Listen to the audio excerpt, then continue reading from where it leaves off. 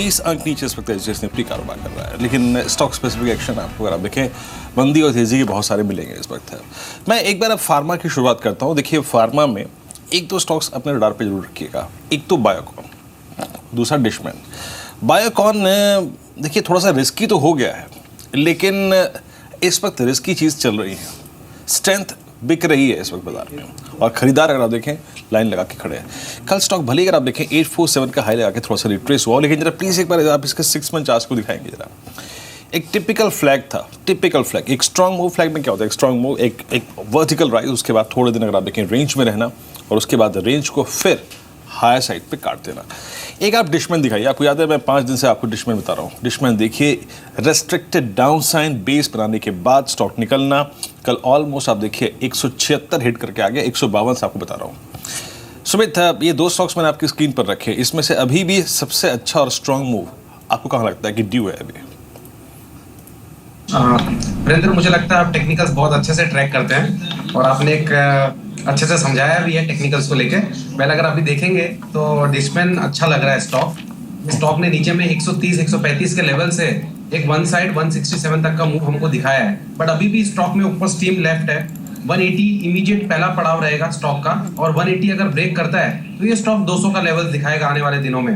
मुझे ऐसा लगता है कि ये स्टॉक के अंदर अगर बाई चांस कोई 8 से 10 रुपए की डिप आ जाती है तो वो बाइंग अपॉर्चुनिटी होगी, और नीचे में जब तक ये स्टॉक 145 का लेवल ब्रेक नहीं करेगा तब तक ये स्टॉक के अंदर बाई करके ही चलना है। 160, 155 बहुत अच्छे लेवल होंगे डिप्स में बाई करने के लिए। प्रेजेंट लेवल पे करेंगे तो भी खराब नहीं है। पहला पड़ाव 180, उसके बाद 200 जी। कई नतीजे हैं जो मार्केट क्लोजिंग के बाद आए हैं। वोल्टास पर ऑलरेडी हम बात कर चुके हैं, लेकिन और कौन सी कंपनियां हैं जिनकी परफॉर्मेंस अच्छी रही है, जान लेते हैं। अंचल से मौजूद है हमारे साथ न्यूज रूम से। बताइए अंचल। शुक्रिया दीपाली। आज मैं मिक्स बैग लेके आया हूँ। एक कंपनी जिसकी परफॉर्मेंस शानदार रही है, तो वहीं 2 कंपनियां ऐसी जिन्होंने निराश किया है। सबसे पहले शुरुआत करते हैं EIH से। देखिए काफ़ी ज़्यादा उम्मीदें थी होटल लीला के बाद कि EIH के नंबर्स भी इस बार ही अच्छे रह सकते हैं। नंबर्स में स्लाइट इंप्रूवमेंट है, लेकिन quarter on quarter basis Y basis में अभी प्रेशर है। कंपनी का रेवेन्यू देखिए करीब 8%, तो वहीं एबिटा 22% गिरा है। एबिटा मार्जिन्स रिसीड हुए हैं 13.1 से 11.8, 2% मार्जिन्स कंपनी के साफ हुए हैं, और साथ ही साथ अगर कंपनी का मुनाफा देखिए 40% गिरा है। एक तो हायर फाइनेंस कॉस्ट जो है वो प्रेशर डाल रही है कंपनी के मुनाफे पे, और साथ ही साथ जो कंपनी का खर्च है वो बढ़ता जा रहा है, उसका एक इम्पैक्ट मार्जिन्स पे आ रहा है। वहीं दूसरी ओर सारेगामा एक और शेयर है जिसने कहीं ना कहीं डिसअपॉइंट किया वाई बेसिस पे, बट क्यू पे देखिए एक टर्न अराउंड स्टोरी रही। कंपनी घाटे से मुनाफे में आई। वाई अगर आप नंबर्स को कंपेयर करें तो रेवेन्यू 7% गिरा है, तो वहीं एबिटा में भी 5% की गिरावट रही है वाई बेसिस पे। एबिटा मार्जिन स्लाइटली इंप्रूव हुए हैं, 7.5 से 7.7% रहे हैं, और सिर्फ इसलिए क्योंकि आपका रेवेन्यू श्रिंक हुआ है लेकिन आपका खर्च अभी भी मेंटेन्ड है, तो उसकी वजह से एबिटा मार्जिन आपको इंप्रूव दिखा रहा है कैलकुलेशन की वजह से।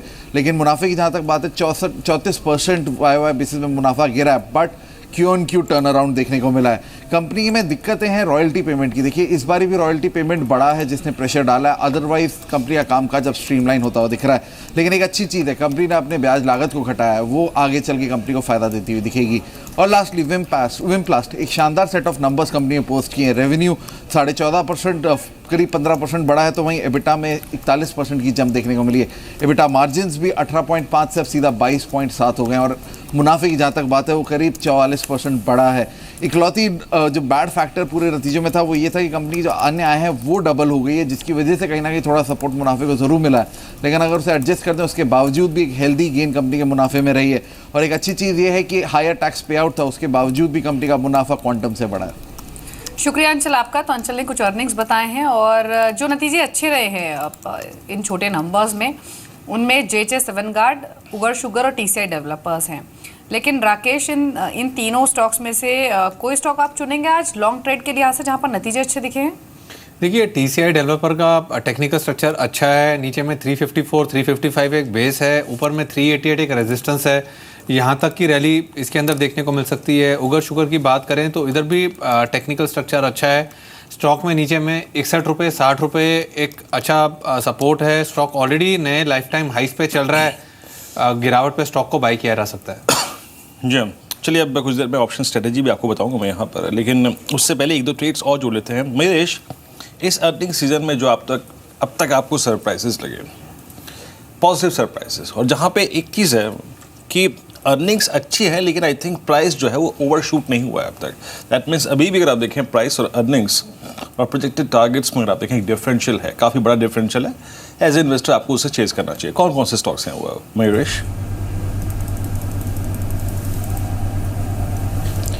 वीरेंद्र जी, आई थिंक काफ़ी स्टॉक्स जिसने अच्छा ऑपरेटिंग परफॉर्मेंस दिया है, स्पेशली फार्मा कंपनी हो, माइक्रो फाइनेंस हो, आई थिंक काफ़ी हद तक बढ़ गई हैं। बट जहाँ तक आई थिंक एक अर्निंग्स अपग्रेड आने का सवाल है, मुझे लगता है जैसे कल वॉल्टस के नंबर्स आए थे, वॉल्टस के नंबर काफ़ी इंकरेजिंग थे। सीजनैलिटी के हिसाब से आई थिंक Q2 Q3 थोड़े वीक रहते हैं, but over a longer period of time market share gains and the ancillary factors of EBITDA margin expansion, I think ये कंपनीज को आई थिंक गुड स्टेड में रखेंगे। चुनिंदा आई थिंक जो micro finance company specifically I think जो small payment banks हैं, इन्होंने numbers post किए थे। For example something like an Equitas, housing finance companies, I think मेरे ख्याल से जैसे लेंडिंग बढ़ती है, एडवांसेस ग्रोथ अच्छी होगी, जैसे आई थिंक एसेट क्वालिटी के प्रेशर्स कम होते जाएंगे और जैसे कॉस्ट ऑफ बोरोइंग कम होंगी, इनके स्प्रेड्स और निम्स एक्सपैंड होते जाएंगे। तो clearly I think housing finance companies ऐसे स्पेस, कंज्यूमर ड्यूरेबल्स, जो चुनिंदा स्टॉक्स इन्होंने परफॉर्म किया है, मुझे लगता है आई थिंक काफ़ी अच्छा प्रदर्शन कर सकते हैं। वैल्यूएशंस आई थिंक फेयर है, बट मेरे हिसाब से I think if these earnings continue, re rating आ सकती है in the next few quarters.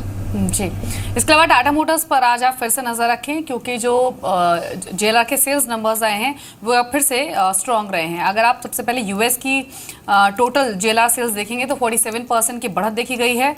Jaguar sales में 165% का एक वूपिंग जंप देखा गया है और लैंड रोवर की सेल्स में 17% का इजाफा देखा गया है। तो एक अच्छे सेल्स फिगर्स कंपनी ने पोस्ट किए हैं यूएस मार्केट्स में, और जून में भी हमने देखा था कि ओवरऑल जो ग्लोबल सेल्स रही थी JLR की वो रिकॉर्ड लेवल्स पर रही थी। और एक बार फिर से वही ट्रेंड इस मंथ में भी, यानी जुलाई मंथ में भी कंटिन्यू हुआ है। और ऐसा ही नहीं है कि कंपनी रिकॉर्ड सेल्स होने के बावजूद भी और ऑल्टरनेटिव्स अपने कंज्यूमर्स को देने की कोशिश कर रही है और ऑल्टरनेट फ्यूल टेक्नोलॉजी पर भी काम कर रही है, जिसमें इलेक्ट्रिक कार्स और हाइब्रिड कार्स भी आती हैं। कमेंट लेंगे टाटा मोटर्स पर मयूरेश से, लेकिन उससे पहले ये जान लेते हैं कि आज की ऑप्शन स्ट्रेटेजी क्या है। 2 स्टॉक ऑप्शन जिन पर आप ट्रेड कर सकते हैं, बताइए वीरेंद्र।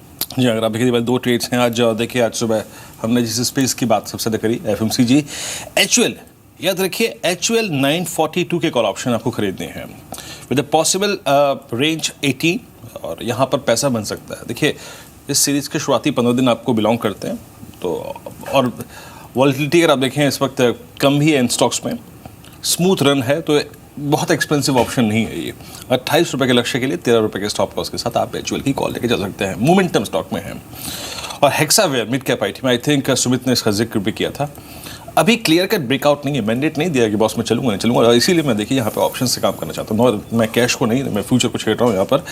230 की कॉल करीब 5 रुपये में, लेकिन अगर ये दाव ठीक ठाक बैठा और स्टॉक चल गया, क्योंकि देखिए आईटी में धीरे धीरे वाइब्रेंसी बढ़ रही है HCL टेक्नोलॉजीज के नंबर के बाद, तो 10 रुपये के लक्ष्य के लिए 2.5 रुपये के स्टॉप लॉस के साथ आप इस स्टॉक को एक्टिवेट कर सकते हैं, ये इस कॉल ऑप्शन को। मयूरेश, मिड कैप आईटी में कोई आपकी इस वक्त टॉपिक है? इस वक्त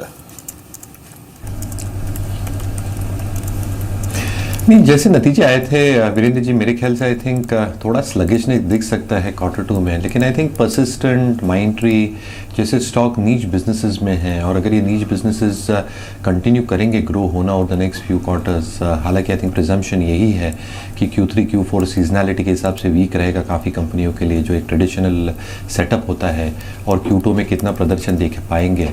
सो FY17 अगर हम कहें कि I think will be a soft and muted year probably for IT companies, FY18 में जैसे इनके नीच प्रोडक्ट्स है, I think these companies can do well.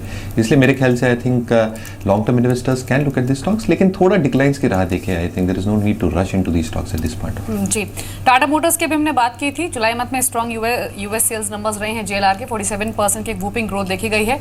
जून में हालांकि जो ग्रोथ थी 44% के आसपास की थी। तो टाटा मोटर्स एक लाइमलाइट में होगा। और एक आप ऑटो इंडस्ट्री स्पेस से देखिए मदरसन सुमी, खबरों में है आज कंपनी की बोर्ड मीट है और बोर्ड बैठक में फंड रेजिंग को लेकर डिसीजन लिया जा सकता है। लेकिन ऑटो एंसिलरी और ऑटो दोनों ही स्टॉक्स कंसिस्टेंट परफॉर्मेंस रहे हैं बीते कुछ सेशंस में।